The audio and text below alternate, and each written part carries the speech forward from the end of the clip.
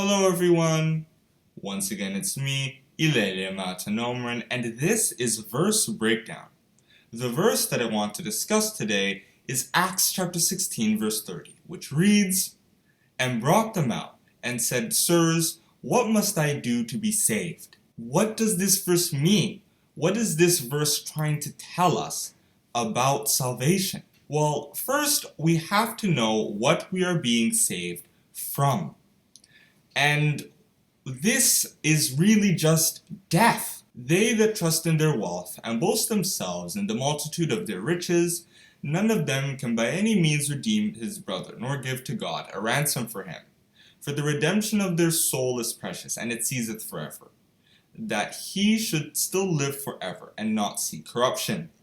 Psalms 49 verses 6 to 9. However, this death doesn't act on its own. It was brought to us by Satan, who is continually trying to bring more people under his influence. Be sober, be vigilant, because your adversary the devil, as a roaring lion, walketh about, seeking whom he may devour. He's using powerful forces like false prophets, and many false prophets shall rise, and shall deceive many. Matthew 24 verse 11. And the beast described in Revelation chapter 13 to make people listen to his ideas. And we have to make sure that we don't end up listening to Satan, because our end will not be good at all.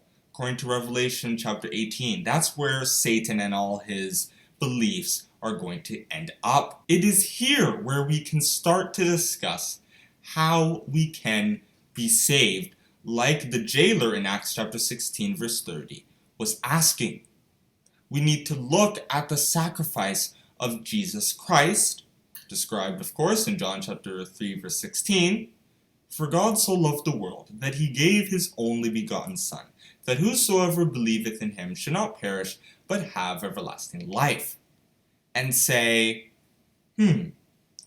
how do I bring his sacrifice into my life? Well, to do this, you need to accept what he was doing before the sacrifice, preaching his gospel, living water, according to John chapter 4 verses 13 and 14. And we have to make sure that it is in everything we do, Deuteronomy chapter 6 verse 7, that we study it, according to 2 Timothy chapter 2 verse 15. Study to show thyself approved unto God, a workman that needeth not to be ashamed, rightly dividing the word of truth. We need to act like the wizards of Acts chapter 19 verse 19. When they heard the faith, they burned all their books, which were worth thousands of dollars, because they wanted to get closer to Jesus. When we do that, we can be free of sin, according to Psalms chapter 119 verse 11, and therefore also be free of death. Wherefore, as by one man sin entered into the world, and death by sin, and so death passed upon all men, for that all have sinned. Romans chapter 5 verse 12. This verse makes it clear that sin and death are connected. So if you can get rid of one, you can get rid of the other also. However, this process isn't going to be easy. There will be many temptations along the way. Yea, and all that will live godly in Christ Jesus shall suffer persecution. 2 Timothy chapter 3 verse 12. And we need only look at all those figures in the Bible who suffered for their faith. Micaiah in 1 Kings chapter 22.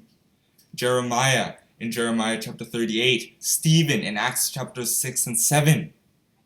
However, when we go through all of these temptations, we will develop the faith needed to actually battle Satan, according to Ephesians chapter 6 verse 16. It is this faith that you need in order to succeed in his kingdom, to be associated with his kingdom. The only way you can help the kingdom purpose, as needed in Matthew chapter 10 verse 42, is by actually working hard to stick with Christ.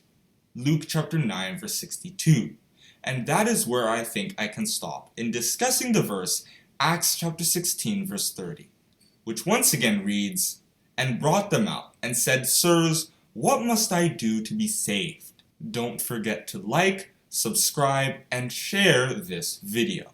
Thank you for listening.